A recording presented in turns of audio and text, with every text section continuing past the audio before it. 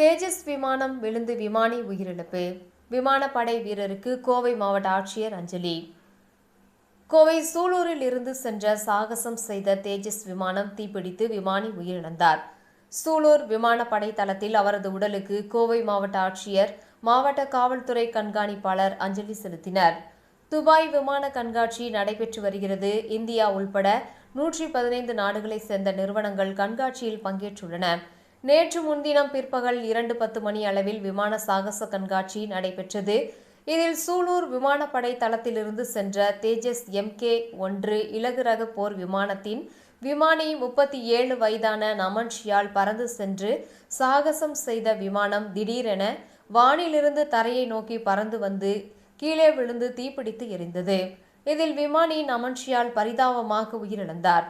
இந்த சம்பவம் நாடு முழுவதும் பெரும் சோகத்தையும் அதிர்ச்சியையும் ஏற்படுத்தியுள்ளது. சூலூர் விமானப்படை தளத்தில் நமது ஷியான் குட் மார்னிங் கமாண்டராக பணியாற்றி வந்தார்.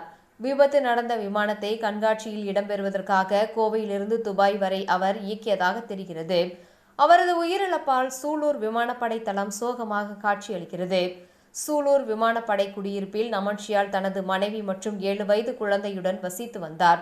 அவருடைய மனைவியும் விமானப்படை அதிகாரிதான். தற்போது விமானப்படை தொடர்பாக மேற்படிப்பு படித்து வருகின்றார். 7 வயது பெண் குழந்தை 2ஆம் வகுப்பு படித்து வருகின்றார்.